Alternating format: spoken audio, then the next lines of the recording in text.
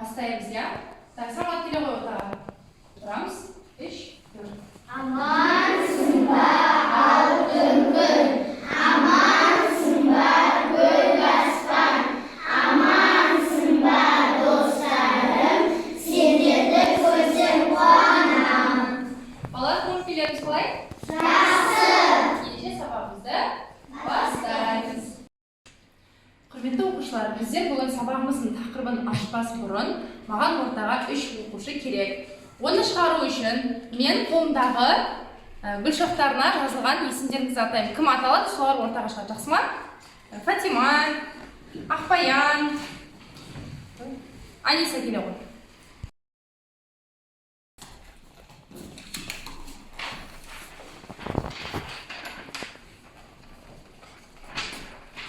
Отыз санының төртінші әріпі қандай? 30 санның 4-ші әрпі? З. Әрпі. Алпыс санының бірінші әріпі қандай? 60 сан. А. Төрт санының бірінші әріпі қандай? 4 санның бірінші әрпі қандай? Т. Енді қараймыз, қандай сөз шықты балалар? Зат. Ал енді балалар, ары қарай бізде 4 оқушы керек екен. Аяулым, Ансар, Инабат, Самат келе ғой. Жетінің санының екінші әріпі қандай? 7 санның екінші әрпі қандай? Е әрпі. Сегіз санының бірінші әріпі қандай? С әрпі. Сегіз санының төртінші әріпі қандай? Э. 20 санның бесінші әріпі қандай? М. Ал енді балалар қандай сөз шықты? Зат есім. Зат есім. Біздер сонда балалар бүгінгі тақырыбымыз зат есімнің жекеше және көпше түрімен танысатын боламыз. Балалар, зат есім дегеніміз не? Кім айтады қане? Ислам? Заттың атын білдіретін сөздерді зат есім деп атайды. Дұрыс айтасың. Ал зат есімнің сұрақтары қандай екен? Ұлыс айта ғой. Зат есімнің сұрақтары кім-кімдер, нелер? Дұрыс айтасыңдар. Зат есімнің сұрақтары кім-кімдер, нелер? Балалар, бері қараймыз. Менің қолымдағы нелер? Қандай заттар болып тұрсыздар? Қайғы және сызғы. Біз бұлар пайдаланамыз ба? Қайғыда пайдаланамыз, қалай пайдаланамыз?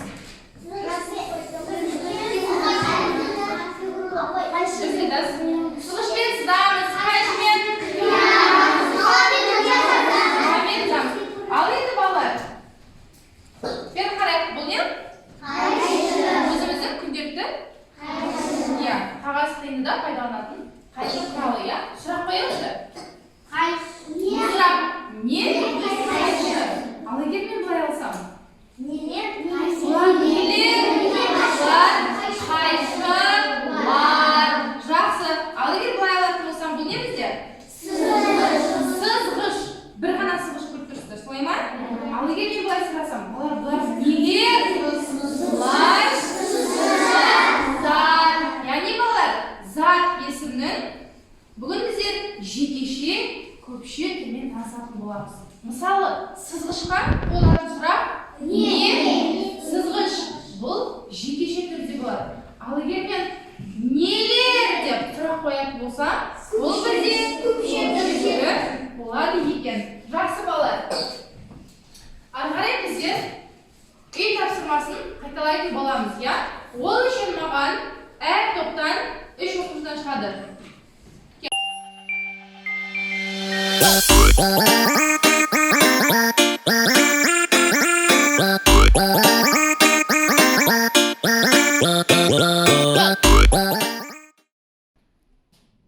Ал балалар, карточкадегі сұрақтарға дайынсыз ба? Айлық қосыңыз. Бірінші жылда неше ай бар? Бір жылда неше ай бар? Так, топтарға көмектесеміз. Апа, бір жылда неше ай бар? Сағат айтамын. 12 ай бар. Жақсы. Отырамын. Көркем. Жалпы есім дегеніміз не? Жалпы есім дегеніміз не?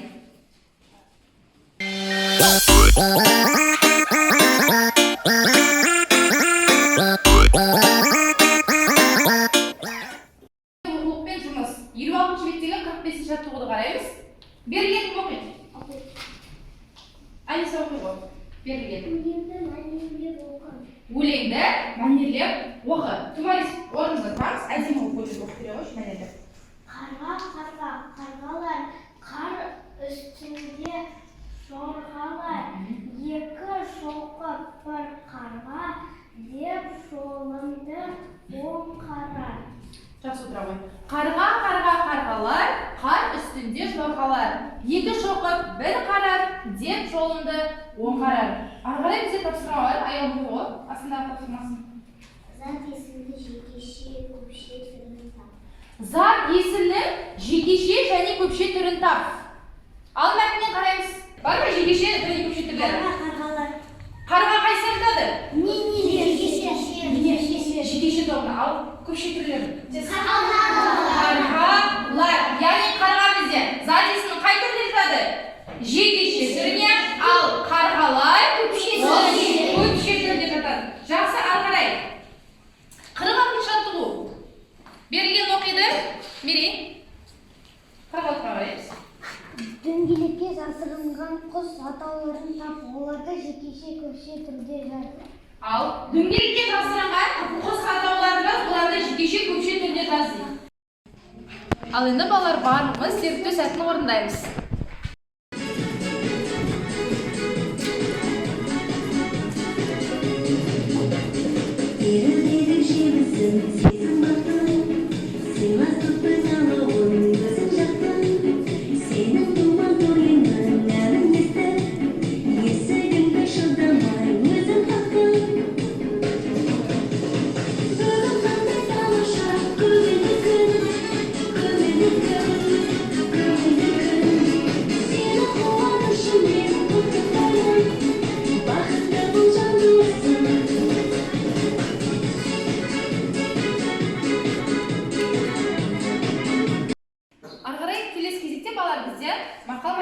Мақал-мәтелдердің жалғасын сәйкестендіріп, орын-орынмен қойып шығуымыз керек.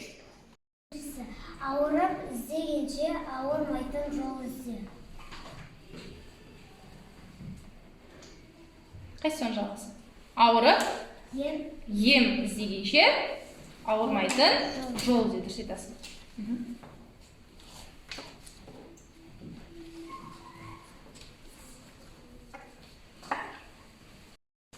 Төртінші, денсаулық кетпілі.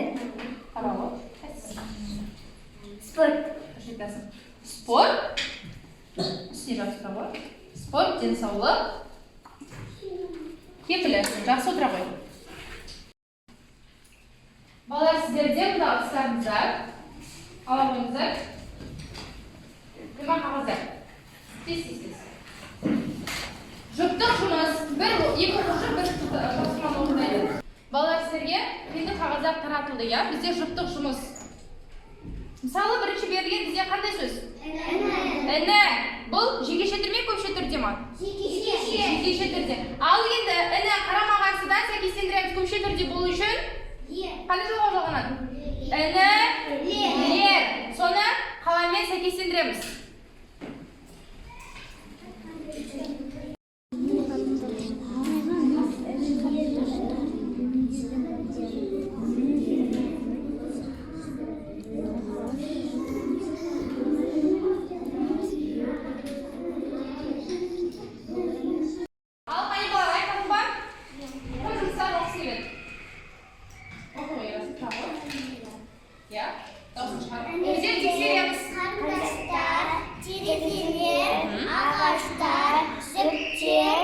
Дұрыс па, балалар? Жақсы, шықпау.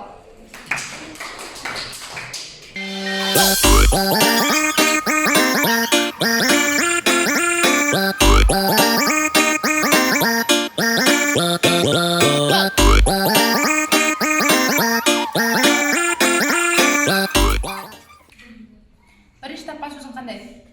Кітап. Жекеше түрде ме, көпше түрде ме? Жекеше. Дұрыс айтасың. Ары қарай. Көпше түрде. Балалар, көпше түрде. Ары қарай тағы қандай сөз бар? Көктем. Көктем. Бұл зат есімнің қай түріне жатады? Зат есімнің жекеше түрде. Дұрыс айтасың. Ары қарай. Сусындар. Сусындар.